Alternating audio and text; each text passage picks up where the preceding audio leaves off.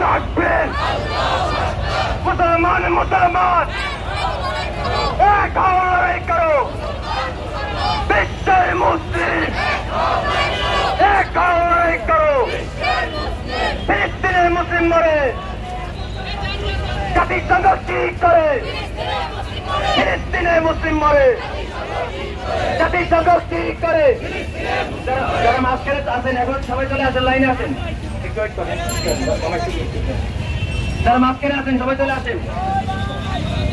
নারায়ে তাকবীর